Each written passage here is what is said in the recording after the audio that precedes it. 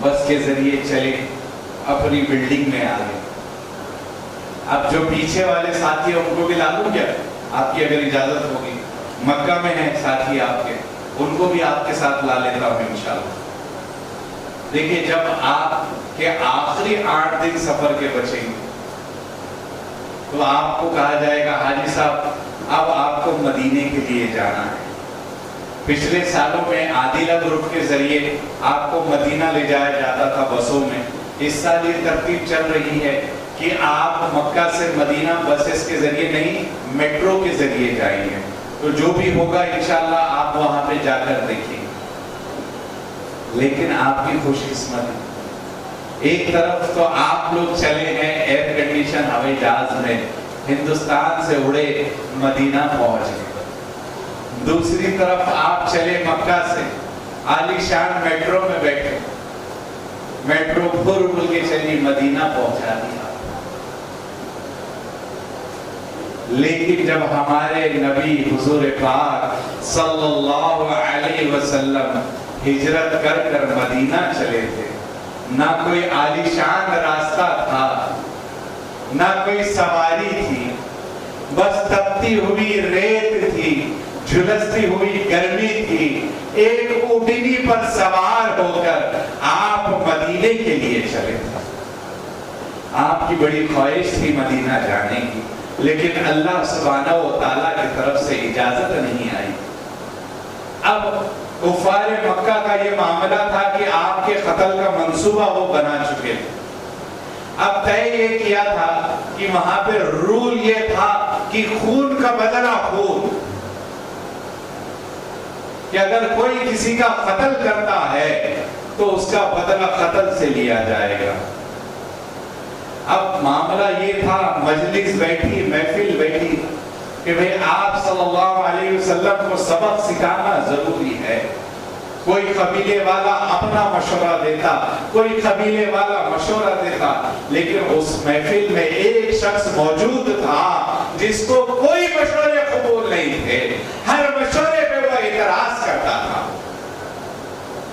جب آخر میں یہ منصوبہ بنایا گیا کہ معاذ اللہ حضور پاک صلی اللہ علیہ وسلم کا کام تمام کر دیا جائے گا, آپ کا قتل کر دیا جائے گا, تو وہ کھڑے ہو کر خوشی اظہار کرنے لگا.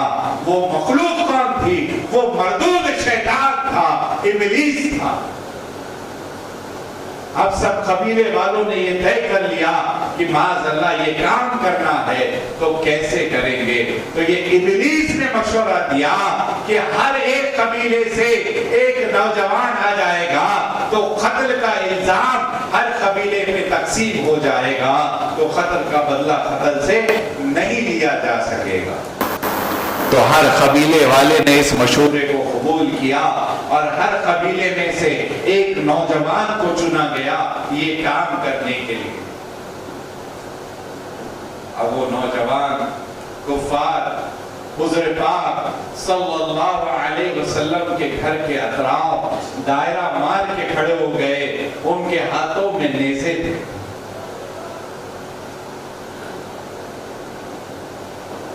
اب سوچا کہ جیسے ہی آپ باہر آئیں گے تو سب ایک ساتھ حملہ کر کے وار کریں گے. انتظار میں کھڑے تھے. اللہ کے حکم سے جبرائیل آئے, اللہ کے رسول کو سلام کیا اور کہا کہ اے اللہ کے رسول, اللہ نے آپ کو ہجرت کی اجازت دی, اب آپ ہجرت کے لیے نکل سکتے ہیں. تو آقا نے سنا تو حضرت ابو بکر صدیق کو بلایا, حضرت علی کو بلایا اور حضرت علی سے کہا کہ اے علی, میں جب یہاں سے چلا جاؤں تو میرے پاس مکہ والوں کی امانتیں ہیں, پیسہ ہے, برابر سے جس کی جو امانت ہے ان کو تقسیم کر دینا. یہ تقسیم کرنے کے بعد تم بھی میرے پیچھے مدینہ آ جاؤ. اور حضرت علی کو اپنے بستر پر سلا دیا. جیسے ہی آپ نے دروازہ کھولا اپنے حجرے مبارک کا تو سامنے نیزے لیے ہوئے کھڑے تھے. تو میرے آقا نے اپنے ہاتھوں میں مٹی کو لیا اور آپ سورہ یاسین کی ابتدائی آیت کو تلاوت کر رہے تھے، جیسے ہی آپ نے مٹی کو ہوا میں اچھالا وہ سارے نابینا ہو گئے اور میرے آقا ان کے بیچ میں سے نکل گئے۔ اس کے بعد جیسے ہی میرے آقا چلے تو آپ کو یہ شبہ ہوا کہ جیسے اطلاع ہوگی تو سارے مکہ میں یہ اعلان ہو جائے گا کہ حضور پاک صلی اللہ علیہ وسلم مکہ چھوڑ کے چلے گئے۔ تو آپ مدینے کی الٹی سمت میں گئے، آپ نے غار سور کو پسند کیا۔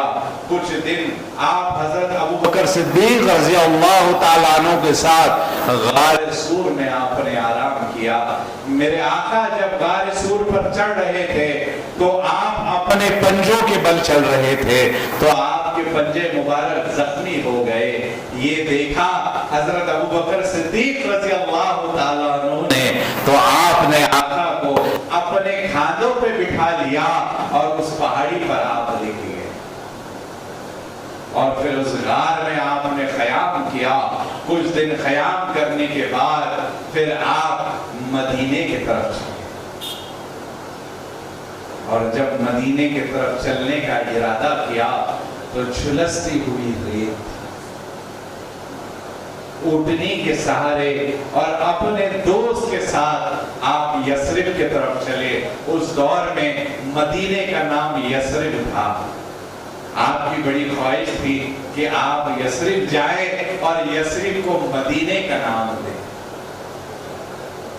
تو جیسے ہی آپ چلے، کچھ دنوں کا سفر تھا ہجرت کا، کچھ چیزیں رستے میں پیش آئی، کچھ معجزات پیش آئے۔ جانے سے پہلے ہجرت کے سفر کو پڑھ کے جائیے، بڑا مزہ آئے۔ جب یہ خبر ملی کہ آقا مدینہ آ رہے ہیں تو جتنے یثرب کے انصار تھے وہ سب جشن منانے لگے اور حدود کے باہر تک آ کر دیکھنے لگے کہ ہمارے آقا کب آ رہے ہیں، کب آ رہے ہیں۔ کچھ نوجوان ساتھی کھجور کے درختوں پہ چڑھ جاتے کہ آقا کے چہرے انور کا دیدار ہو جائے، لیکن دن ڈھلتا آپ مایوس ہو جاتے، سب اپنے گھروں میں چل جاتے۔ دوسرے دن سورج نکلتا تو پھر تڑپ کے سارے انصار باہر آ جاتے کہ ہمارے نبی آ رہے ہیں، لیکن جب دن ڈھلتا پھر مایوس ہوتے، پھر اپنے گھروں میں چل جاتے۔ کچھ دن گزر گئے، ایک وقت ایسی آیا کہ ظہر کا وقت تھا، تپتی ہوئی دھوپ تھی، سب مایوس ہو گئے۔ یہ سوچنے لگے ایسی گرمی ہے کہ کوئی انسان کا اس ریت کو پار کر کے آنا ممکن نہیں ہے۔ تو جب مایوس ہونے لگے، دور سے دو اونٹنی چلتے ہوئے آ رہی تھی۔ یہ نظر آئی تو جو پیڑ پہ انصار بیٹھے ہوئے تھے زور سے نعرہ مارا اور ترانہ گانے لگے، طلع البدر علینا من ثانیہۃ الوداع وجب الشکر علینا للہ ما دار۔ یہ ترانہ وہ گنگناتے ہوئے زور زور سے ڈپ بجانے لگے۔ جو انصار اپنے گھروں میں چلے گئے تھے دوڑتے ہوئے بھاگ کر آئے، جو دیکھا ہمارے آقا حضور پاک صلی اللہ علیہ وسلم قصوہ اونٹنی پر بیٹھے ہوئے تشریف لا رہے ہیں۔ کوئی دھیرے دھیرے نظریں اٹھا رہا ہے، ادب کے مارے منڈی کو نیچے رکھا ہے، گردن نہیں اٹھ رہی ہے، کوئی قدموں کے دیدار کر رہا ہے، کوئی اونٹنی کے دیدار کر رہا ہے، کوئی ڈر کر اپنی نظروں کو اٹھا کر چہرے انور کے دیدار کر رہا ہے۔ یہ خوشی کا موقع تھا۔ میرے آقا اس بستی میں تشریف لائے تو وہ قباء کی بستی تھی، وہاں پہ دین اسلام کی پہلی مسجد تعمیر ہوئی۔ میرے آقا نے مشقتوں بھرا سفر طے کیا، گرمی برداشت کی، اس کے بعد مدینہ پہنچے۔ لیکن آپ عالی شان ٹرین میں، ایئر کنڈیشن ہوائی جہاز بسوں میں، ٹرین میں وہ راستے سے مدینہ پہنچ گئے ہیں۔ میرے آقا جس راستے سے گئے تھے، ایک گزارش میں آپ سے کرنا چاہ رہا ہوں، جب تک مدینے کی بات جاری ہے تو آپ اپنا ترانہ جاری رکھیے۔ کون سا ترانہ؟ دیکھیے مدینے کے دیوانے بن کے جا رہے ہیں. جب مکہ کے میں دیوانے بن کے گئے تھے تو تلبیہ آپ کا ترانہ تھا، لیکن جب حضور سے ملاقات کے لیے آپ جا رہے ہیں تو آپ کا ترانہ بدل جائے گا. کیا ہوگا آپ کا ترانہ؟ آپ کا ترانہ ہوگا درود شریف. آقا کی قربانیوں کا ہم بدلہ نہیں دے سکتے. اگر ہم ہمارے جسم کی چمڑی نکال کر جوتی بنا کر بھی آقا کو پہنائیں گے تو آپ کے قربانیوں کا حق ادا نہیں کر سکتے. لیکن کم از کم آقا کے حضور ہم درود و سلام کے نذرانے پیش کر سکتے ہیں. جب آپ مدینے کے سفر کے لیے نیت کریں گے، جب مدینے کے لیے چلیں گے تو آپ کی زبان سے درود پاک کا نذرانہ شروع ہونا چاہیے. تو ایک مرتبہ حضور پاک صلی اللہ علیہ وسلم کی وہ نگری کو یاد کرتے ہوئے آقا کے حضور درود پڑھیں گے. پڑھیے میرے ساتھ، اللہم صلی علی محمد وعلى آل محمد كما صليت على إبراهيم وعلى آل إبراهيم إنك حميد مجيد.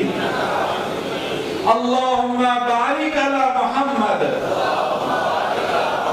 وعلى آل محمد كما باركت على إبراهيم وعلى آل إبراهيم إنك حميد مجيد.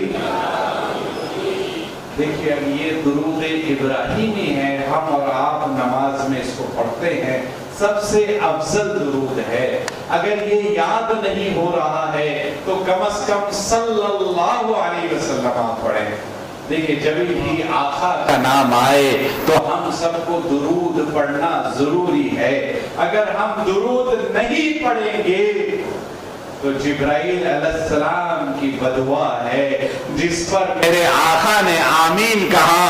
3 بددعائیں دی ہے، اس میں ایک بددعا یہ تھی کہ ہلاک ہو وہ شخص جس کے سامنے حضور پاک صلی اللہ علیہ وسلم کا نام آئے اور وہ درود نہ پڑھے. دیکھیے فرشتوں کے سردار بددعا دے رہے ہیں اور پورے کائنات کے رسول آمین کر رہے ہیں، تو ہم کہاں جائیں گے، کہاں منہ چھپائیں گے؟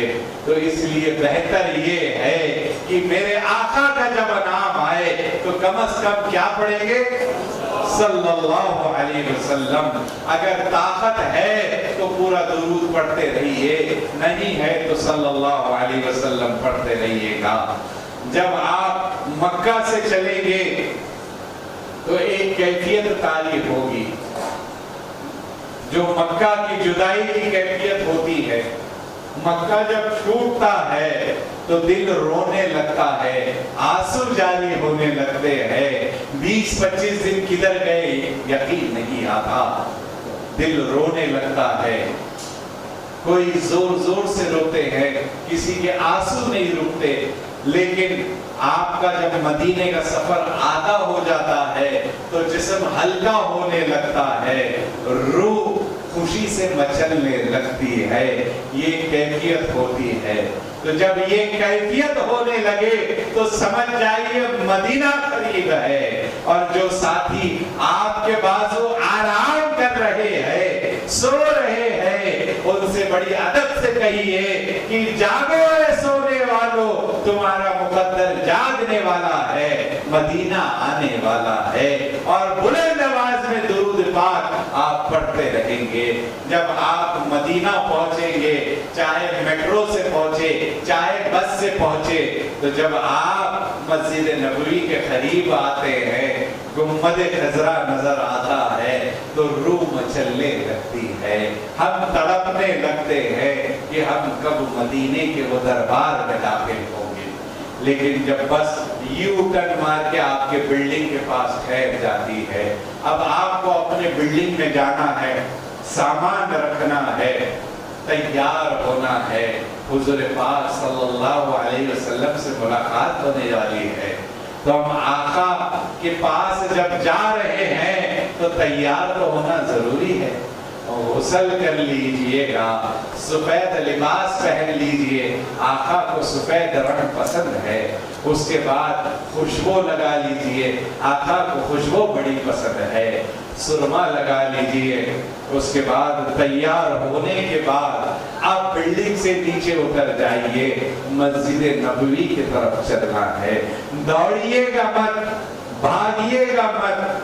किसी शायर ने बड़ा खूब कहा कि यहाँ बेसब्री भी बेअदबी है। बड़े अदब से मस्जिद हरम की तरफ आपको आगे बढ़ना है। मेरे आका ने रास्ते पर चलने के जो आदाब बताए हैं, वो आदाब पे अमल करते हुए चलना है। एक फायदा सुन्नत पे अमल करने का मिलेगा, दूसरा मदीने के चप्पे चप्पे पे फरिश्ते मौजूद होते हैं, तो उनके सामने आप कैसे बेअदबी करेंगे? तो एक रास्ते से दुरूद पाक पढ़ते हुए आगे बढ़ेंगे। आगे बढ़ते हुए मस्जिद नबवी की बाउंड्री आपको नजर आएगी। ये बाउंड्री में छोटे बड़े गेट बने हुए हैं। कुल 70 गेट है। कितने हैं? 70 गेट्स हैं लोहे के, और लोहे की जालियां लगी हुई है बाउंड्री के तौर पर। अब मान लीजिए आपकी होटल किबले की तरफ थी, या मस्जिद बिलाल के पास आपको बिल्डिंग मिली है जो किबले के सामने मेन रोड पार करने के बाद है। वहां से जब आप आएंगे तो लाल इमारत आपको मिलेगी।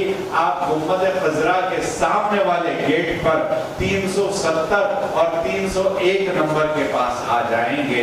अगर आप हय्या अलस सलाह की तरफ से मैदान में से आ रहे हैं तो गेट नंबर 309 310 जो मस्जिद गमामा के पास है वहां मिलेगा।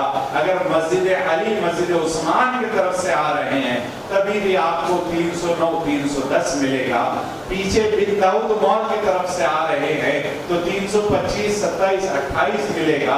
पीछे होटलों की तरफ से आ रहे हैं तो 40 की सीरीज से मिलेगा। अगर जन्नतुल बकी की तरफ से आ रहे हैं तो 350 60 की सीरीज के दरवाजे आपको मिलेंगे। ये एहतियात वाली बात है। जिस दरवाजे से आप गेट से दाखिल हो रहे हैं उसको याद रखें, इसलिए कि यहां से रास्ता आपके बिल्डिंग की तरफ जाता।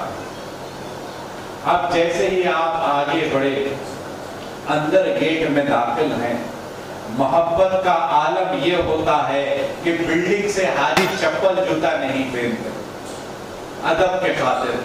लेकिन मैं आपसे गुजारिश करूंगा, डामर की रोड है, गर्मी है, अपने जिस्म पर जुल्म ना करें। मेरे आका को यह पसंद नहीं आएगा कि आप उनके खातिर अपने जिस्म पे जुल्म कर रहे हैं। तो आप चप्पल पहनकर रास्तों पे चलिएगा। उसके बाद जब मस्जिद नबवी की बाउंड्री आ जाए और उस वर्षी की गर्मी आप बर्दाश्त कर सकते हैं तो जब वहां पे अंदर चप्पल निकाल लीजिएगा, वरना सहन में भी आप चप्पल पहनकर चल सकते हैं मस्जिद नबवी। जैसे ही आप उस गेट से अंदर दाखिल होंगे तो यकीन जानिए ये वही मदीने की बस्ती है जहां हमारे आका, उनके सहाबा सहाबिया चला फिरा करते थे, उनके मकानात वहां हुआ करते थे। उस दौर में मदीने की बस्ती उतनी ही थी जितनी मस्जिद नबवी है। तो आपको ये नजर आएगा कि इस जगह फला साहबी का मकान था, इस जगह फला साहबी का मकान था, इस जगह से फला साहबी चला फिरा करते थे। ये मदीने की बस्ती की बाउंड्री थी। यहाँ हजरत उमर फारूक रज़ी अल्लाह ताला अन्हु कासिद का इंतजार किया करते थे कि जंग में जो काफिला गया है उसकी खबर लेके जो कासिद आएगा, उसके इंतजार में हुदूद में खड़े रहते थे। ये वो मदीने की बस्ती की बाउंड्री है। आज आप मदीने की बस्ती में दाखिल हो गए हैं। जैसे ही आप अंदर जाएंगे, अब अंदर जाने के बाद एक मामला आपके साथ होगा। मस्जिद नबवी में मर्द हजरात और औरतों के सेक्शन अलग अलग है। الگ جانا ہوگا، مردوں کو الگ جانا ہوگا۔ مسجد نبوی کے کل 42 دروازے ہیں، 42 دروازے ہیں۔ عورتوں کے جو داخلے کے ہیں وہ 12 نمبر، 13 نمبر اور 23 سے لے کے 33 نمبر ہے۔ باقی دروازوں سے مرد حضرات داخل ہوں گے۔ اب یہاں پہ عورتیں اپنے دروازوں سے اندر چلے گئی۔ اب آپ کو فرض نماز کا وقت ہے، آپ مسجد نبوی میں داخل ہو رہے ہیں۔ احتیاط کے طور پر وہاں صحن میں وضو خانے بنے ہوئے ہیں۔ وضو خانے زمینی سطح پہ ہوں گے، طہارت خانے انڈر گراؤنڈ میں ہوں گے اور بیسمنٹ میں پارکنگ بھی ہوگی۔ جو ٹوائلٹس وضو خانے ہیں ان کو نمبر دیا ہوا ہے جس کا سیریز 200 ہے، 201، 202، 203۔ جہاں سے آپ بچھڑ رہے ہیں، الگ ہو رہے ہیں، یہ طے کر لے کہ فلاں ٹوائلٹ کے پاس ہم آ کے مل جائیں گے۔ اب آپ اندر چلے گئے ہیں۔ اب مرد حضرات فرض نماز کا وقت ہے، نماز پڑھنے کے لیے آپ اندر چلے گئے۔ بڑی پیاری خوبصورت مسجد ہے، بڑی سکون والی مسجد ہے، کیوں نہ ہو، ہمارے آقا حضور پاک صلی اللہ علیہ وسلم یہاں آرام فرما ہے۔ اگر آپ دروازہ نمبر 2 باب ابو بکر سے داخل ہوں گے اور سیدھا سیدھا اندر چلیں گے تو آپ پرانی مسجد میں داخل ہوں گے جو میرے آقا حضور پاک صلی اللہ علیہ وسلم کے دور میں تھی۔ تب کافی چھوٹی تھی۔ حضرت عمر فاروق اور حضرت عثمان غنی رضی اللہ تعالیٰ عنہما کے زمانے میں تھوڑی ایکسپانڈ کی گئی تھی، تو وہ پرانی مسجد میں آپ داخل ہوں گے۔ پرانی مسجد کا حصہ ختم ہونے کے بعد اندر صحن ہے، اس میں چھتریاں لگی ہوئی۔ اب آپ امام کے پیچھے فرض نماز ادا کریں گے۔ جیسے ہی فرض نماز ادا ہو جائے اب آپ کو حضور پاک صلی اللہ علیہ وسلم کو سلام عرض کرنا۔ آپ صحن میں آ جائیں گے۔ صحن میں آنے کے بعد گنبد خضرا کے سامنے آ کر لائن میں کھڑے ہو جائیں گے۔ اگر گرمی ہوگی تو آپ کے آرام کے لیے پیروں کے نیچے قالین بچھا ہوگا۔ اب آپ اس صف میں چلیں گے، دھیرے دھیرے آگے بڑھیں گے۔ اب پیر تھرتھرانے لگتے ہیں، پیر اٹھتے نہیں ہیں، قدم آگے نہیں بڑھتے ہیں، اور جیسی نظر نیچے ہوتی ہے، مطلب ایک کہنے سمجھنے کے لیے کہہ رہا ہوں، لالچ میں جب نظر اوپر اٹھتی ہے تو دھیرے سے گنبد خضرا پہ نظر جاتی ہے، دل میں یہ خیال آتا ہے میں تو یہ تصویر میں دیکھتا تھا، یا اللہ میں اپنی آنکھوں سے گنبد خضرا کو دیکھ رہا ہوں۔ پھر نظریں نیچے ہوتی ہے، ادب کے خاطر پھر اونچی ہوتی ہے، دھیرے دھیرے آپ آگے بڑھتے ہیں۔ جیسے ہی آپ آگے بڑھتے ہیں سامنے باب السلام دروازہ نمبر 1 آئے گا، بڑا خوبصورت دروازہ ہے، اس کے اندر آپ داخل ہو۔ جیسے ہی اندر داخل ہوگے سیدھی جانب دیوار پہ قرآن پاک کی آیتیں لکھی ہوئی ہے اور دائیں جانب قرآن کے ریک رکھے ہوئے ہیں سنہری، اور مسجد نبوی کا حصہ بنا ہوا ہے۔ اب آپ دھیرے دھیرے آگے بڑھیں گے، نظروں کو نیچے جھکائے ہوئے درود پاک پڑھتے ہوئے آگے بڑھتے چلیں گے۔ لیکن جب میں آگے بڑھ رہا تھا تو میرے پیر نہیں اٹھ رہے تھے، میرے ہاتھوں میں لرزراہٹ تھی، جسم میں کپکپاہٹ تھی کہ میں اپنے آپ کو سنبھال نہیں پا رہا تھا کہ میں حضور پاک صلی اللہ علیہ وسلم کے سامنے کیسے جاؤں گا۔ نظروں کو نیچے جھکا کر میں دھیرے دھیرے آگے بڑھ رہا تھا، تو جب نظر ڈاوی جانب اٹھی تو ایک محراب نظر آیا۔ یہ محراب میں یہاں پہ امام صاحب نماز نہیں پڑھاتے، یہاں سعودی کے شیخ نماز پڑھتے ہیں اور نماز جنازہ پڑھائی جاتی ہے۔ تھوڑا سا اور آگے بڑھا تو جاوی جانب ایک منبر نظر آیا، یہ منبر رسول صلی اللہ علیہ وسلم ہے۔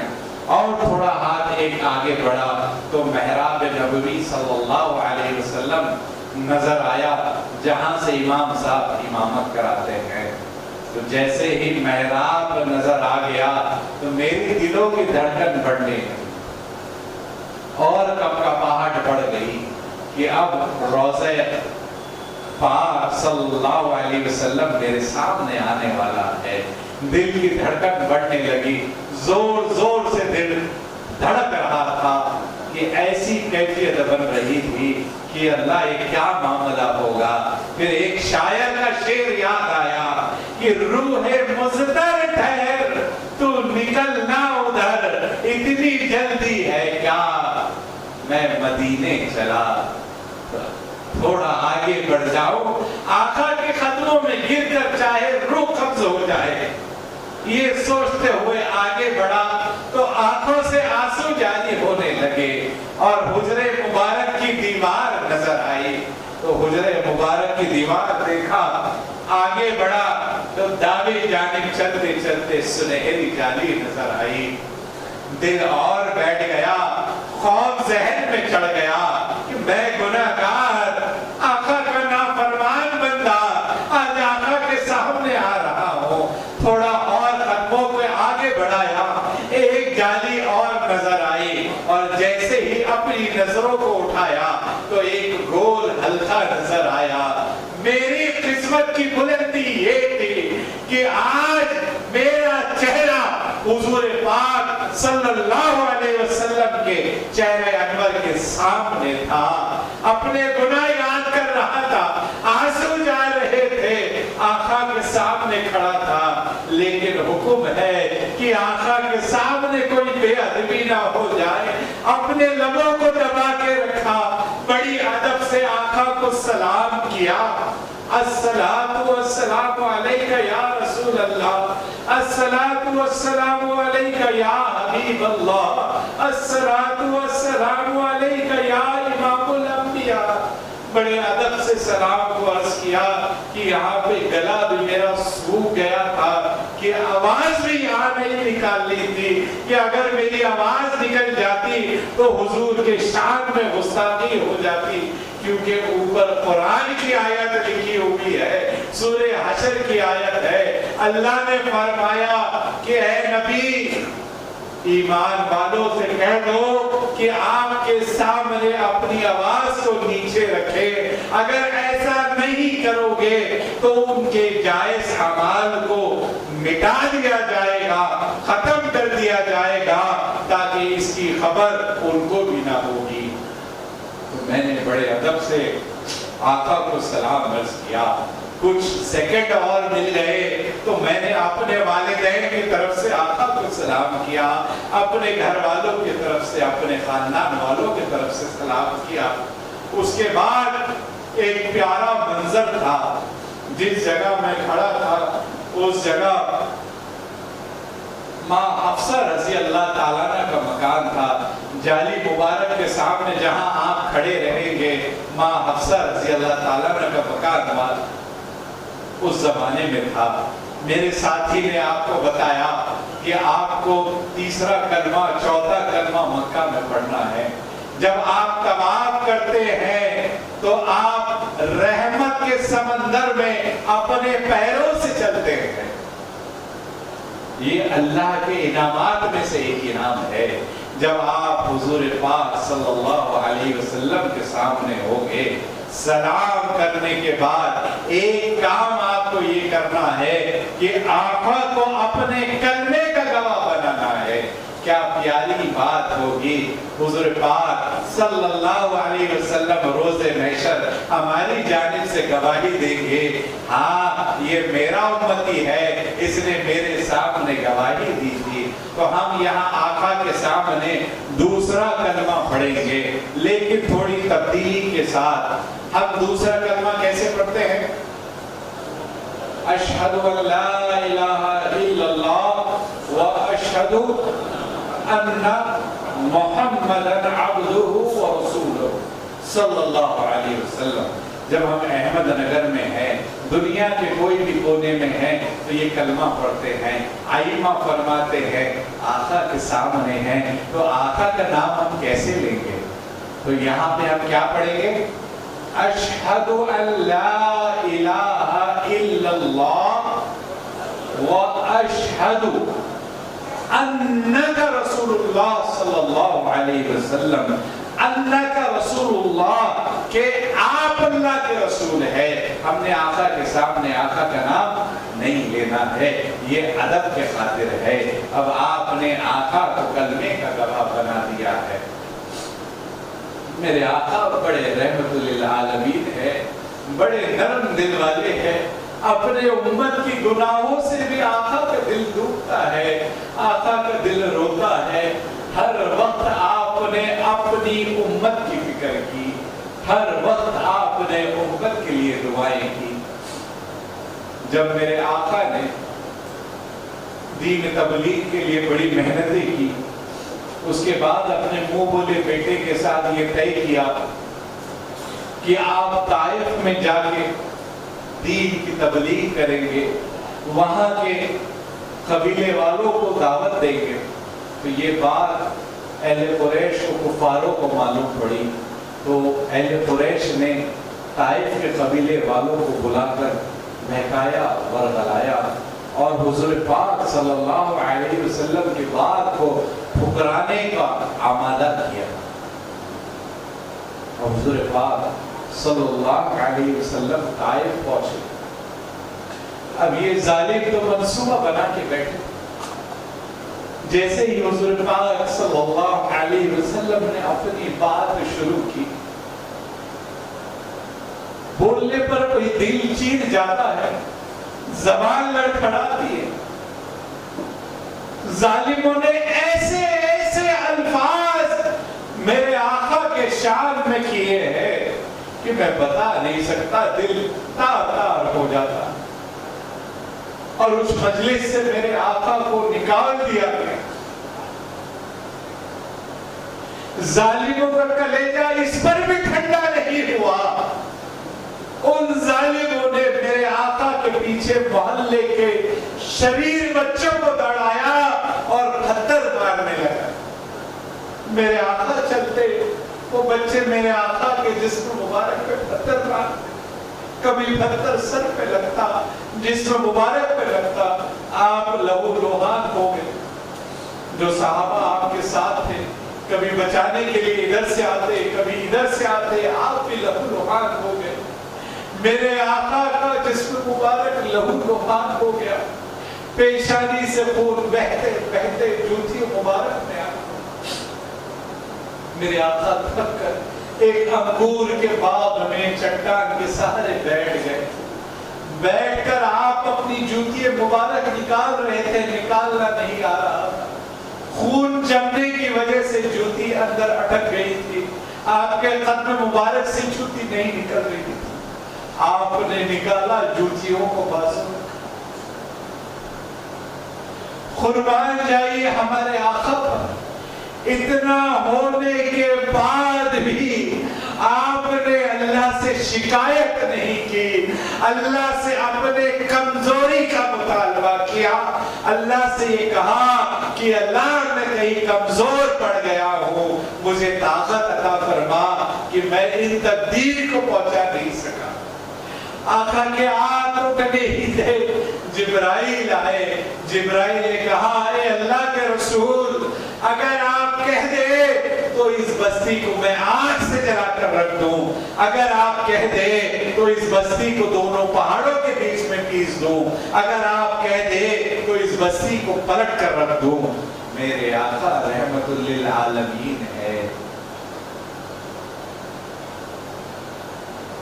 میرے آقا نے کہا، نہیں نہیں جبرائیل، ایسا نہ کریو، میں ان کی آنے والی نسلوں میں دین کو دیکھ رہا ہوں۔ آپ نے سارے طائف والوں کو معاف کر دیا۔ جب آپ زیارت کے لیے جائیں گے تو وہ چٹان بھی دیکھیں گے، میرے آقا جہاں بیٹھے تھے، ظالم یہاں پر بھی نہیں رکے، انہوں نے پہاڑ کے اوپر سے ایک چٹان کو ڈھکیلنے کی کوشش کی تاکہ وہ چٹان آپ کے اوپر گر جائے۔ میرے آقا نے جیسی وہ چٹان کو دیکھ کر اشارہ کیا، وہ چٹان دھری کی دھری رہ گئی۔ آج آپ جا کر دیکھیں گے وہ چٹان ویسی ہوا میں ہے، اور وہ انگور کا باغ بھی آپ دیکھیں۔ میرے آقا کی بڑی قربانیاں ہیں، جانے سے پہلے آقا کی قربانیوں کا مطالعہ کر لیجیے گا۔ جب آقا کو آپ سلام عرض کر چکے تو اہل احمد نگر والوں کے طرف سے بھی سلام عرض کر دیجیے گا، اور اگر یاد آ جائے تو خدمت حجاج کمیٹی احمد نگر کے جتنے ساتھی ہیں ان کے طرف سے بھی آقا کے حضور ایک چھوٹا سا سلام کر دیجیے گا۔ مدینے والے سے میرا سلام کہہ دینا، تڑپ رہا ہے تمہارا غلام کہہ دینا کہ یہ حسرت دل میں ہے کہ در نبی پر پڑا رہوں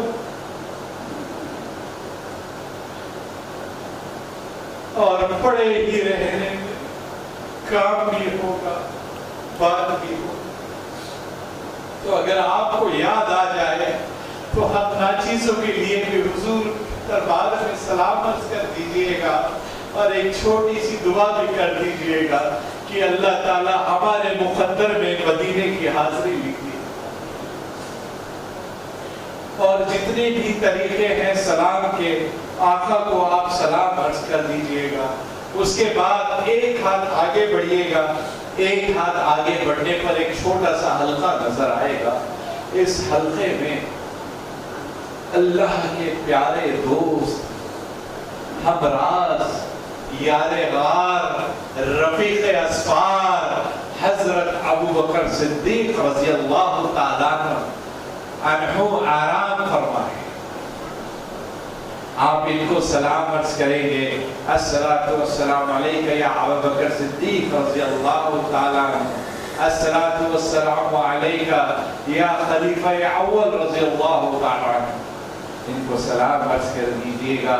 یہ وہ ذات گرامی ہے جنہوں نے سکھایا ہے کہ دین اسلام کے لیے قربانی کیسے دی جاتی ہے، ایک دوست کیسا ہوتا ہے۔ یہ چیز حضرت ابوبکر صدیق رضی اللہ تعالیٰ عنہ سے سیکھنے کو ملتی ہے۔ ایک جنگ کا واقعہ تھا، میرے آقا نے سب صحابہ کو فرمایا کہ جس کے پاس جو ہے سب لے آئے۔ اپنے حیثیت کے مطابق صحابہ سب سامان لا رہے تھے۔ حضرت عثمان غنی رضی اللہ تعالیٰ عنہ بڑے امیر صحابہ تھے، مال و دولت والے تھے۔ آپ نے بھی کچھ اشرفیہ کپڑے وغیرہ سامان برتن لائے، اللہ کے حضور صلی اللہ علیہ وسلم کے حضور پیش کر دیا۔ آقا نے آپ کو دعائیں دی۔ اب معاملہ یہ تھا کہ ایک ایک سے صحابی آ رہے تھے، لیکن وہاں پہ کمپٹیشن بھی چل رہا ہے۔ ایک کمپٹیشن تھا، کس چیز کا کمپٹیشن؟ اگر میں میرے بھائی سے کمپٹیشن کروں گا تو مال میں کروں گا، گھر میں کروں گا کہ انہوں نے ایک مالا بنایا ہے میں 2 مالے بناؤں گا۔ اس کا بچہ اردو میں پڑھتا ہے تو میرا بچہ انگریزی میڈیم میں پڑھے گا۔ میرے بینک میں، اس کے بینک میں 10 لاکھ ہے تو میرے بینک میں 20 لاکھ ہونے چاہیے۔ اس کے پاس 2 ویلر ہے تو میرے پاس کار ہونی چاہیے۔ یہ میرا کمپٹیشن ہے۔ لیکن جو صحابہ کا کمپٹیشن تھا وہ نیکیوں کا تھا، وہ قربانیوں کا تھا، وہ جہاد کا تھا۔ تو ایک صحابی کمپٹیشن کر رہے تھے، وہ کون تھے؟ حضرت عمر فاروق رضی اللہ تعالیٰ۔ وہ ہمیشہ حضرت ابوبکر سے کمپٹیشن کرتے تھے، کس میں؟ نیکیوں میں۔ اب معاملہ یہ آیا کہ جیسے حضور پاک صلی اللہ علیہ وسلم نے ارشاد فرمایا جس کے پاس جو ہے سب لاؤ، تو حضرت عمر فاروق بڑے خوش ہوئے کیونکہ آپ کے پاس مال وغیرہ تھا، برتن وغیرہ کپڑے سب تھے۔ حضرت ابوبکر صدیق رضی اللہ تعالیٰ عنہ کے پاس اتنا سامان نہیں تھا۔ آپ بڑے خوش ہوئے، آج تو میں ابوبکر سے آگے نکل جاؤں گا۔ بڑے خوشی خوشی گھر میں گئے، اپنے سارے سامان مال کا 2 حصے تقسیم کر دیے۔ آدھے گھر والوں کو رکھ دیے، آدھے پورے لے کے حضور کے پاس پیش آئے، بڑے خوشی خوشی آئے، سلام کیا آقا کو۔ آقا نے فرمایا کہ اے عمر کیا لائے ہو؟ सब सहाबा से आप इरशाद फरमा रहे थे क्या लाए हो। हजरत उमर फारूक से भी पूछा कि ऐ उमर क्या लाए हो। तो हजरत उमर फारूक रज़ियल्लाहु ताला ने फरमाया कि अल्लाह के रसूल जो था उसका आधा आपकी खिदमत में लाया हूँ और आधा घर वालों के लिए छोड़ आया हूँ। अल्लाह के रसूल ने दुआएं दी। हजरत उमर फारूक सब में बैठ गए और बड़ी बेसब्री से दरवाजे पे टकटकी लगा के देखे, अरे हजरत अबू बकर कब आए, अभी तक आए नहीं, अब कब आएंगे। अब सहाबा सब आ गए, सब देख रहे हजरत अबू बकर सिद्दीक कहाँ है, अभी तक आए नहीं। कुछ देर के बाद एक शख्स दरवाजे में से दाखिल, जैसी वो शख्स अंदर दाखिल हुआ तो सब सहाबा चौंक गए। जो देखा तो वो शख्स के आंख पर कपड़े नहीं थे, कपड़ों की जगह थैला जो टाट होता है टाट पहना हुआ था और बटन की जगह कांटे लगे हुए थे। जैसी वो शख्स थोड़ा आगे बढ़ा तो सबने देखा ये हजरत अबू बकर सिद्दीक है। और हजरत उमर धाड़े मार के रोने लगे और कहा अल्लाह की कसम मैं अबू बकर से आगे नहीं जा सकता। जैसे ही हजरत अबू बकर सिद्दीक आगे बढ़े, अल्लाह के रसूल की शान देखिए। आप क्या सवाल करते हैं, हदीस में मौजूद है, ऐ अबू बकर क्या छोड़ के आए। सबसे क्या पूछा, क्या लेके आए हो। हजरत अबू बकर से क्या पूछा, क्या छोड़ के आए हो। कुर्बान जाइए हजरत अबू बकर सिद्दीक रज़ियल्लाहु ताला अन्हु पे। आपने फरमाया कि ऐ अल्लाह के रसूल जो कुछ घर में था सारा अल्लाह और उसके रसूल के लिए लाया हूं और अल्लाह और उसका रसूल का नाम घर में छोड़ के आया। आइमा अपने बयानों में किताबों में लिखते हैं जैसे हजरत अबू बकर घर में दाखिल हुए, अपने घर वालों से कहा जितने कपड़े हैं लाकर डालो। अपनी बेटी थी, एक जोड़ा था उसके पास अच्छा पहनने के लिए, अब्बा जान एक जोड़ा है, तो कहा ऐ मेरी बच्ची नबी का हुक्म है सब चीज ले आ। ये हजरत अबू बकर सिद्दीक रज़ियल्लाहु ताला अन्हु फरमाने एक बर्तन नहीं छोड़ा, एक अशरफी नहीं छोड़ी, एक कपड़ा नहीं छोड़ा, सारा अल्लाह के हुक्म की तामीर में हुजूर पाक सल्लल्लाहु अलैहि वसल्लम की खिदमत में हासिल कर दिया। ये वो ज़ात गिरामी है। जब गार सूर में थे, आका को लेके गार के बाहर ठहराया, कहा ए अल्लाह के रसूल आप रुक जाइए, मैं अंदर जाके साफ कर देता हूँ। आपने गार को साफ किया, देखा उसके अंदर सुराख है, अपनी चादर को फाड़ कर वो सुराख बंद किए। एक सुराख बच गया था, उस सुराख पर आपने पैर लगा दिया, पैर लगाकर आप बैठ गए। अल्लाह के रसूल को कहा कि आ जाइए अंदर। अल्लाह के रसूल बड़े थके हुए थे। आपने हजरत अबू बकर सिद्दीक के मांडी पर अपना सर मुबारक रखकर आप लेट गए। लेटते ही आपकी आंखें लग गई, लेकिन जिस सुराख पे अबू बकर ने पैर लगाया था उसमें से कुछ चीज मुसलसल डस रही थी। कुछ आइमा ने लिखा है कि बिच्छू था, कुछ आइमा ने लिखा है कि उसमें सांप था जो कई बरसों से हुजूर पाक सल्लल्लाहु अलैहि वसल्लम के दीदार के इंतजार में था।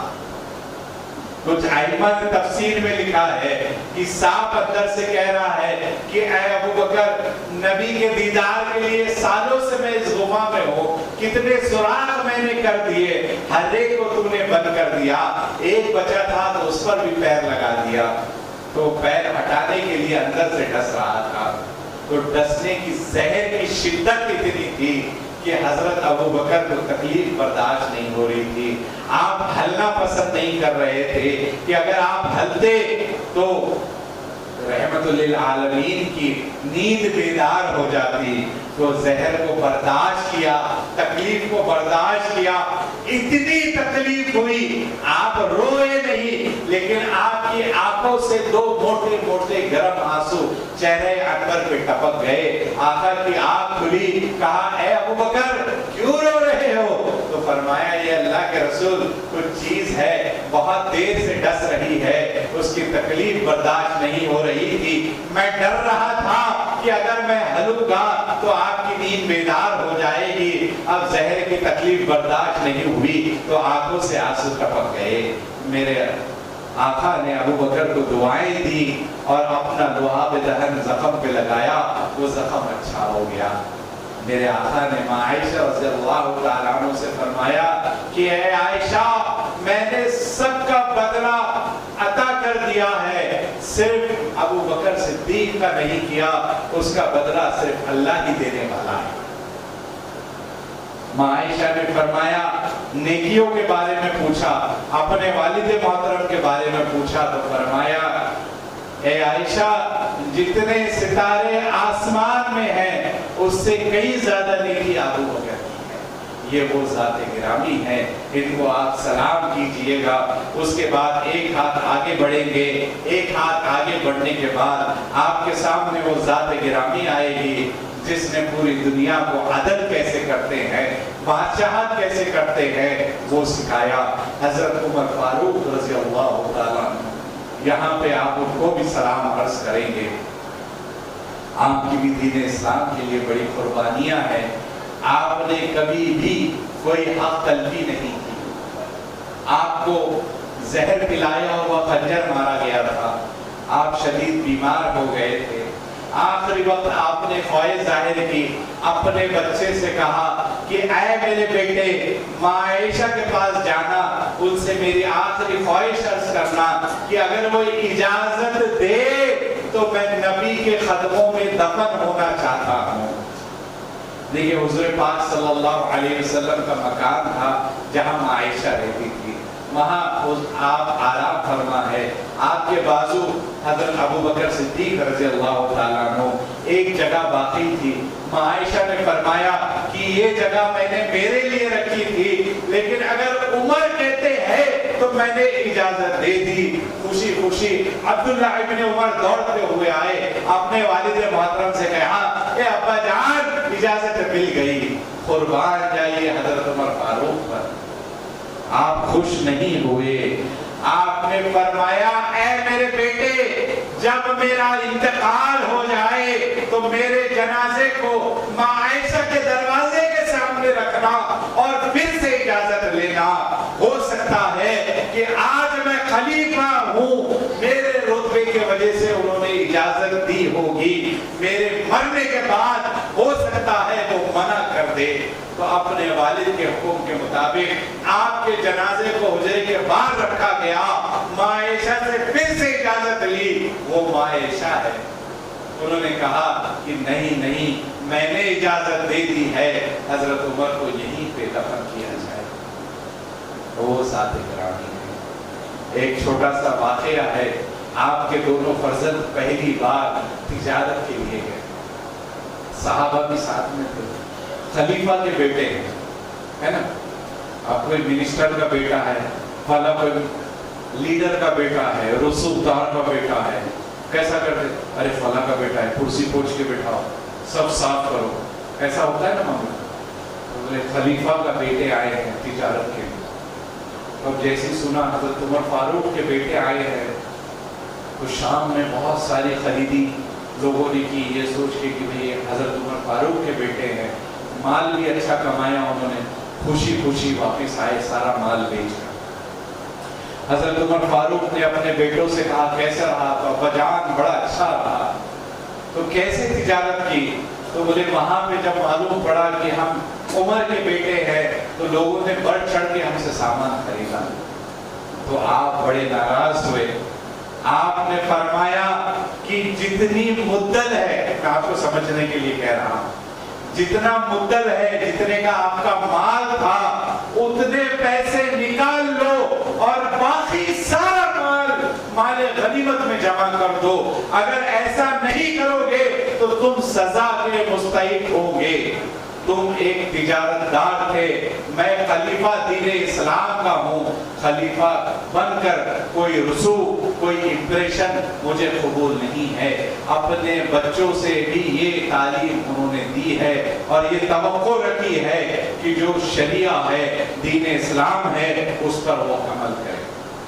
چھوٹے فرزند ذرا ناراضگی کا اظہار کر رہے تھے کہ ابا جان ہم نے کما کے لایا ہے، ہماری کمائی ہے۔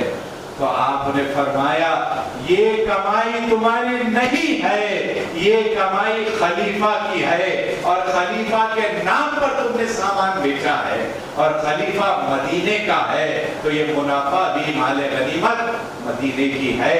اگر فوری جمع نہیں کرو گے تو 100 کوڑے کی سزا تمہیں سنائی جائے گی۔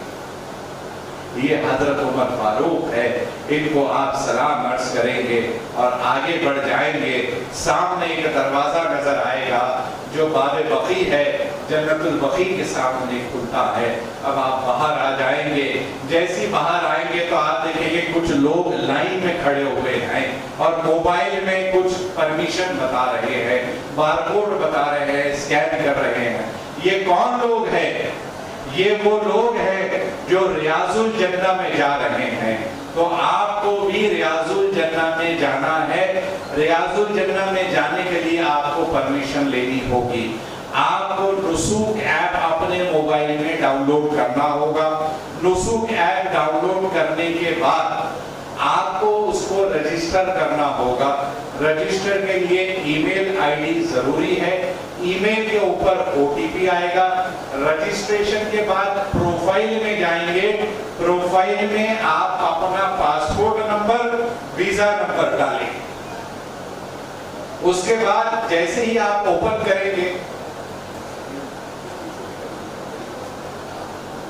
یہ آدھی اسکرین ہے، ایک لمبی اسکرین آئے گی، اوپر کا حصہ ایسا ہوگا جس کے اندر 3 خانے بنے ہوئے ہیں۔ اوپر ٹائم آئے گا، چونکہ اس کے اندر میں نے لوکیشن سیٹ نہیں کی تھی تو کسی اور مقام کا یہ ٹائم لیا ہوا ہے۔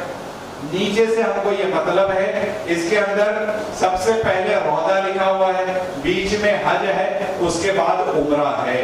جو آپ کا نسوک کارڈ ہے، اگر ملنے میں دیری ہو رہی ہے، حج کے اوپر کلک کریں گے، وہاں پہ نسوک آپشن آئے گا، اس کو آپ ڈاؤن لوڈ کر سکتے ہیں یا اس کو بھی آپ بتا سکتے ہیں۔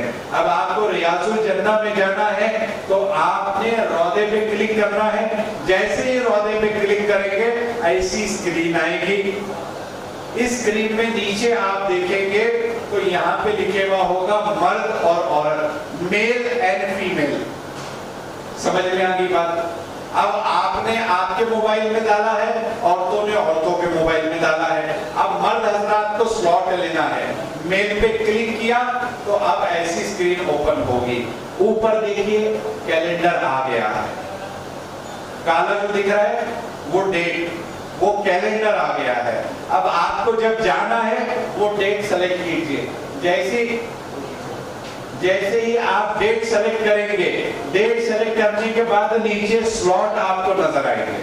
دیکھیے وہاں پہ فجر ہے، ظہر ہے، عصر ہے، مغرب ہے، عشاء کے بعد عورتوں کا ہوتا ہے، فجر کے بعد عورتوں کا ہوتا ہے، آدھی رات تہجد کے بعد مردوں کا شروع ہوتا ہے۔ تو ایسا آپ کو دکھے گا۔ اب آپ کو کب جانا ہے؟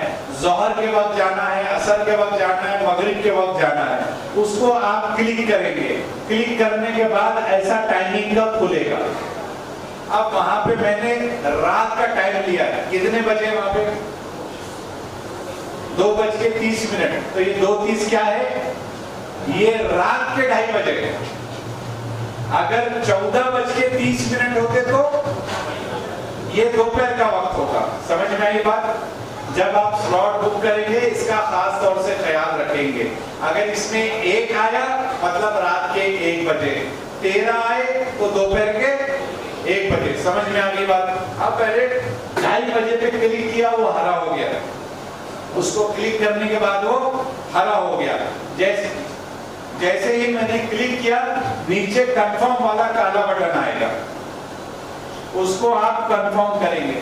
کنفرم جیسے ہی کریں گے ایک پاپ اپ اسکرین آئے گی اس طریقے کہ یہ اوپر جو ہرا دکھ رہا ہے یہ چلتے رہے گا اس کے اندر، اور یہ تفصیلات آئے گی۔ 13 اپریل 2026 2:20 کا رات کا ہے۔ اب یہ فے بولے تو فیصل کا فے ہے، آپ کا جو نام ہے وہ الفاظ آ جائے گا۔ اب یہ آپ نے دیکھ لیا کہ آپ کو یہ پرمیشن لینا ہے، اب یہاں نیچے آپ کنفرم بکنگ پہ پریس کریں گے۔ جیسے ہی کنفرم بکنگ پہ آپ پریس کریں گے اگلی اسکرین کھولے گی اور اس پہ ایک چھوٹا سا میسج آئے گا سامنے، اب وہ دیکھیے لکھا ہوا ہے یہاں، کیا لکھے ہوا ہے؟ Booking confirm, may your visit be blessed. یہ دعا آپ کو دے رہے ہیں، آپ کی بکنگ ہو گئی، آپ کو دعا دے رہے ہیں کہ اللہ آپ کی اس زیارت کو قبول کرے۔ اب معاملہ یہ ہے جیسے ہی آپ اس کو کلوز کریں گے اس کے پیچھے ایک بارکوڈ دکھ رہا ہے۔ اب یہ اسکرین آ گئی، اب یہ آپ کا پرمیشن ہے، یہ آپ کے 2:30 بجے سے 2 گھنٹے پہلے، مطلب 12:30 بجے یہ کلیئر ہو جائے گا، یہ ایکٹیو ہو جائے گا۔ اس کے نیچے وہی لکھے ہوا ہے your code will be appear 2 hours before appointment, اور نیچے لکھے ہوا ہے لال میں ویٹنگ فار کنفرمیشن۔ اس طریقے سے آپ پرمیشن لیں گے، 2 گھنٹے پہلے یہ ایکٹیو ہوگا۔ جو ٹائم آپ کا 2:30 بجے کا سلاٹ کا ہے 2:15 بجے وہاں پہ آپ پہنچائیے۔ لائن لمبی ہوتی ہے، جیسے ہی آپ آخر میں آئیں گے وہاں پہ اسکینر ہوگا، اسکیننگ آپ بتائیں گے، آپ کو اندر جانے کے لیے کہا جائے گا۔ دروازہ نمبر 39 سے باب النساء سے آپ اندر جائیں گے، حجرے مبارک کے پیچھے کا دروازہ ہے۔ آپ 41 سے باہر نکلے تھے باب بقی سے، اور 39 سے اندر جا رہے ہیں، بیچ کا دروازہ ہے باب جبرائیل، جہاں سے جبرائیل علیہ السلام آتے تھے حضور پاک صلی اللہ علیہ وسلم سے ملاقات کے لیے۔ تو آپ باب النساء سے اندر داخل ہو، اندر جیسی جائیں گے سیدھا سیدھا آپ چلیں گے، داویں ہاتھ پہ حجرہ آپ کو لگے گا، حجرے کے پیچھے کا حصہ۔ اب جیسے ہی حجرہ ختم ہوگا آپ داویں ہاتھ پہ مڑیں گے، سامنے ایک لمبا آپ کو ایریا نظر آئے گا، بیچ میں گول گول کالم ہوں گے، کالم کو عربی میں ستون کہتے ہیں۔ میرے آقا نے فرمایا میرے منبر اور میرے روزے کے بیچ کی جگہ ریاض الجنہ ہے، یہ جنت کی کیری ہے، یہ جنت کا ٹکڑا ہے، جیتے جی آپ جنت میں جا رہے ہیں۔ اب آپ آگے بڑھیے گا، جیسے ہی آگے بڑھتے چلیے گا، اب یہاں پہ ایک نشانی آپ کو بتاتا ہوں میں، پیچھے کے سارے ستون میں لمبی لمبی سنہری لکیریں ہوگی، لیکن جو ریاض الجنہ کے اندر کے پرانی مسجد نبوی کے ستون ہوگے اس کے بیچ میں جو ڈیزائن ہوگا وہ چاکلیٹی کلر کا پٹا ہوگا۔ تو آپ آگے بڑھیے گا، اس مقام تک پہنچنے کی کوشش کیجئے، وہاں 2 رکعت نفل نماز پڑھے، نماز کے بعد دعا کرے۔ یہاں پہ زیادہ وقت ٹھہرنے نہیں دیا جاتا، سیکیورٹی گارڈ آپ پہ نظر رکھتی ہے۔ جیسے آپ نماز ادا کر چکے، سلام پھیرے، دعا ہوئی، پیچھے سے آتا ہے کھاتے پہ ہاتھ رکھتا ہے، یا اللہ حاجی یمشی، چلو چلو یا اللہ حاجی طریق، چلو چلو، آپ کو آگے بڑھنے کے لیے۔ اب یہ کیجئے جتنی زیادہ نفل پڑھ سکتے ہو اتنی زیادہ نفل آپ وہاں پہ پڑھیے گا۔ اگر ہو سکے دعائیں کیجئے اللہ تعالیٰ سے، حضور کے دربار میں موجود ہے، زیادہ وقت مل جائے تو ہو سکتا ہے فرض نماز آپ کو وہاں پہ پڑھنے کا موقع مل جائے۔ دیکھیے فرض نماز کے وقت کا سلاٹ ملتا ہے کہ آپ کو وہ سلاٹ لے لیجئے، فرض نماز ادا ہو جائے گی۔ کسی شاعر نے بڑا خوب کہا، جسے چاہا در پہ بلا لیا، جسے چاہا اپنا بنا لیا، یہ بڑے کرم کے ہے فیصلے، یہ بڑے نصیب کی بات ہے۔ آپ کا مقدر اور چمک جائے گا تو آپ کو اور وقت ملنے کا موقع ملے گا۔ اور چمک جائے گا سے مراد یہ ہے کہ پہلے سلام کے وقت آپ کا مقدر چمکا ہے۔ کیسے چمکا ہے؟ جب آقا کو آپ نے سلام کیا ہے تو آقا نے آپ کا سلام اپنے کان مبارک سے سنا ہے اور آپ کے سلام کا جواب اپنے زبان مبارک سے دیا ہے۔ اس سے بڑے مقدر کا عروج کیا ہوگا کہ آپ کے سلام کا جواب آ رہا ہے۔ اب یہاں پہ ریاض الجنہ میں اللہ سے گڑ گڑا کے ایک دعا کیجئے کہ اللہ آپ کا وعدہ ہے جس کو آپ جنت میں ڈالیں گے اس کو جنت سے کبھی نہیں نکالیں گے. آج آپ نے جیتے جی مجھے جنت میں داخل کیا, میرے نصیب میں جنت کا فیصلہ کر دیجئے اور جہنم مجھ پہ حرام کر دیجئے. اب جتنا دیر ریاض الجنہ میں ہے دعائیں کریں, اس کے بعد چند مقامات ریاض الجنہ میں ہے. سیدھی جانب حی علی الصلاۃ دیکھیں گے تو منبر رسول صلی اللہ علیہ وسلم نظر آئے گا, بیچ میں دیکھیں گے تو محراب نبوی صلی اللہ علیہ وسلم نظر آئے گا, اس پہ کانچ لگی ہوئی ہے. اس کے بعد ڈاوی جانب جب حجرے کی طرف آپ دیکھیں گے تو 3 ستون نظر آئیں گے. ریاض الجنہ میں کل 7 ستون ہیں. 6 ستون کے بارے میں ائمہ فرماتے ہیں 7واں ستون حجرے کے اندر ہے. 3 ستون کہاں ہے؟ پہلا ستون محراب, جہاں امام صاحب نماز پڑھاتے ہیں تو سیدھی طرف محراب سے لگا ہوا ستون ہے, ستون حنانہ, خوشبو والا ستون. اس کے بعد امام صاحب کے پیچھے دوسری صف میں آ جائیے, دائیں ہاتھ پہ جب آپ سرکیں گے تو ایک ستون ملے گا, یہ ستون ماں عائشہ ہے.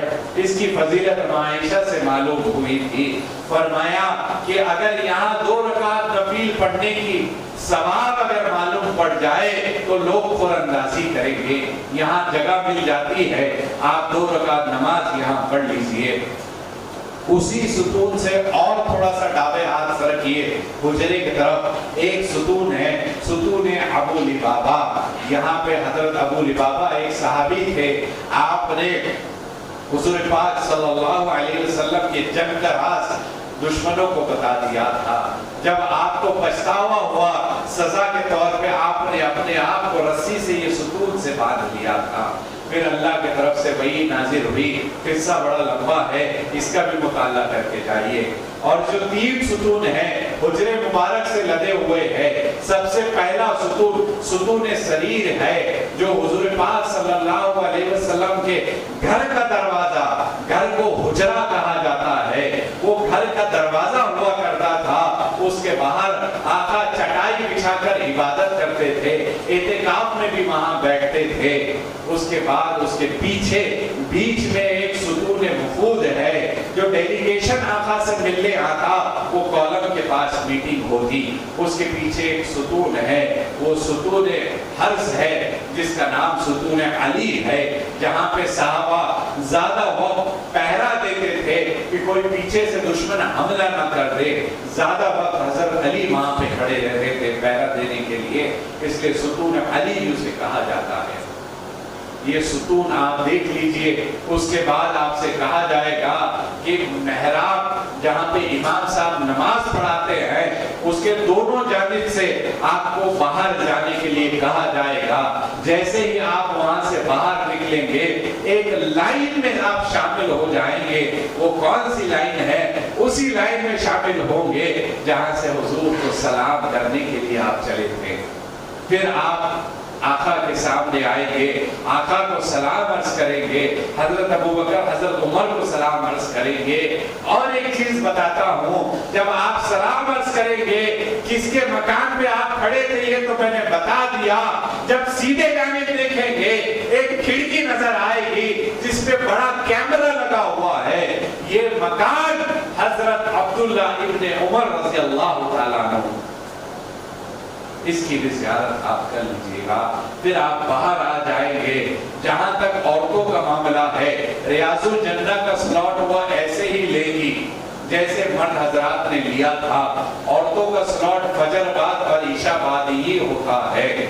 وہ گیٹ دروازہ نمبر 38 37 اور 38 سے اندر جائے گی, حجرے کے پیچھے سے ریاض الجنہ میں جائے گی, نماز ادا کرے گی, دعائیں کرے گی, وہیں سے آقا کو سلام عرض کرے گی اور پیچھے سے وہ باہر آ جائے گی.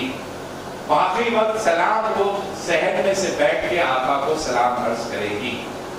یہ آپ نے ریاض الجنہ میں حاضری لگائی. اس کے بعد 40 نمازیں آپ کو تکبیر اولیٰ کے ساتھ مسجد نبوی میں ادا کرنی ہے.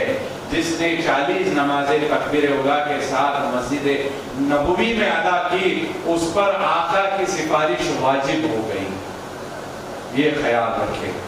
اس کے بعد 2 ہی کام آپ کو کرنے ہیں. ایک جنت البقیع میں آپ کو جانا ہے, مرد حضرات کو جانے کی اجازت ہے, اور وہاں پہ زیارتیں کرنی ہیں.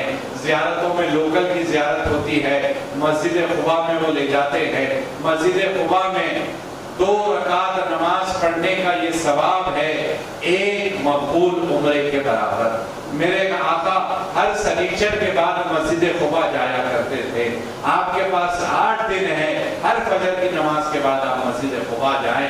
اس کے بعد مسجد قبلتین بتائی جائے گی آپ کو. اس کے بعد مسجد جبہ بتائی جائے گی, کھجور کے باغات بتائے جائیں گے. آپ کو احد کے پہاڑی کے دامن میں لے جایا جائے گا. احد کا پہاڑ کے بارے میں یہ فرماتے ہیں کہ جنت کے پہاڑوں میں سے ایک پہاڑ احد کا پہاڑ ہے. میرے آقا فرماتے ہیں کہ احد مجھ سے محبت کرتا ہے اور میں احد سے پیار کرتا ہوں. تو اس کی بھی آپ زیارت کر لیں. ایک اور زیارت کے لیے آپ جائیں گے جو بدر کی زیارت ہوگی. اس کے سارے خرچے آپ کو دینے ہوں گے. خرچے کی تفصیلات میں نے پہلی نشست میں آپ کو بتائی, جو آپ کو سب کو یاد ہوگی. کتنے ریال آپ کو لینے ہیں؟ کم از کم 3000. حساب آپ کو یاد ہے, کیسے کیسے کہاں کہاں آپ خرچہ کرنے والے ہیں وہ بتانے کی آپ کو انشاءاللہ ضرورت نہیں ہے. وہ پیسے سے آپ کھانا خرید کر کھائیں گے, وہ پیسے سے آپ تحفے طائف خریدیں گے, وہ پیسے سے آپ نفل عمرے کے لیے جائیں گے, وہ پیسے سے آپ زیارتوں کے لیے جائیں گے, وہی پیسے سے آپ مدینے کی کھجور بھی خریدیں گے. بھاؤ کر کے آپ مدینے کی کھجور خریدیں گے. اس کے بعد 8 دن جب آپ کے مکمل ہو جائیں گے تو اب آپ سے کہا جائے گا حاجی صاحب 2 دن بعد آپ کی فلائٹ ہے, آج ایئر لائنز کا عملہ بلڈنگ پہ آ رہا ہے, اپنا سامان پیک کر لیجئے گا اور ایئر لائنز کے حوالے کر دیجئے گا. ایئر لائنز کا عملہ آپ کا سامان وزن کر کے لے گا. آپ کے پاس صرف ہینڈ کیری ہوگا. بسز کے ذریعے آپ مدینہ ایئرپورٹ جائیں گے. جو حاجی مدینے سے مکہ آ گئے تھے وہ جدہ ایئرپورٹ جائیں گے. ان کے ساری وہی پروسیس ہوگی جو جاتے وقت ہوئی تھی, اور پھر 4.5 گھنٹے کے وقفے کے بعد آپ کا فلائٹ بمبئی امبارکیشن پہنچ جائے گا, جہاں پہ آپ کو آپ کا بیگ دیا جائے گا. بیگ لیتے وقت اگر بیگ کھلا ہوگا تو اس کی شکایت درج کر لیجئے گا. بنا شکایت درج کرے اور اس کا شارٹیج سرٹیفکیٹ لیے آپ باہر نہیں نکلیں گے. باہر نکلنے سے پہلے آپ کو ایک زمزم کا کین 5 لیٹر کا دیا جائے گا انشاءاللہ. اب بات ریال کی ہے تو خدمت حجاج کمیٹی کے ذمہ داروں کے جانب سے ہر سال یہاں پہ ایک آفیشل RBI کا کاؤنٹر لگایا جاتا ہے جو آپ کو سستے داموں پر آفیشل کرنسی ود بل دیتے ہیں, انلیگل کرنسی نہیں دیتے. انلیگل کرنسی کا معاملہ یہ ہوتا ہے اگر کسٹم والوں نے ایئرپورٹ پہ پکڑ لیا اور آپ کے پاس بل نہیں ہوگا تو پیسہ ضبط ہو جائے گا, اور دوسرا بل نہیں ہونے کی شکل میں فیرا اور فیما ایکٹ کے اندر آپ کو سزا بھی ہو سکتی ہے. یہ قانون ہے. بچ گئے الحمدللہ, پکڑے گئے تو حج ایک طرف رہ جائے گا, کہاں رہیں گے آپ؟ سزا بھگتتے ہوئے رہیں گے. تو انشاءاللہ یہ طے کیا گیا ہے کہ 2 اپریل کو اسی NM گارڈن میں وہ RBI کا کاؤنٹر انشاءاللہ یہاں پہ لگے گا. آپ کو لیگل کرنسی دی جائے گی. ایک حاجی کو کیش میں 50,999 کی کرنسی ملتی ہے RBI کے رول کے حساب سے. اگر آپ اکاؤنٹ میں پیسے ڈالیں گے گوگل پے, فون پے کے ذریعے تو آپ 2.5 لاکھ تک کے ریال لے سکتے ہیں. کتنے حاجی؟ ایک حاجی 2.5 لاکھ تک کی ریال لے سکتا ہے اگر وہ آن لائن کھاتے میں پیسے ڈال رہا ہے. کیش میں کتنی لے سکتے ہیں آپ؟ 49,999 کی کرنسی آپ لے سکتے ہیں. اب لینے کا طریقہ یہ ہے, آپ کو فارم دے دیا گیا ہے, اس پہ صرف آپ کو کور نمبر لکھنا ہے, دستخط کرنی ہے, ساتھ میں پاسپورٹ اور آپ کا اسٹیٹس پیج اور آدھار، اس کی زیروکس اس کے ساتھ لگانی ہے۔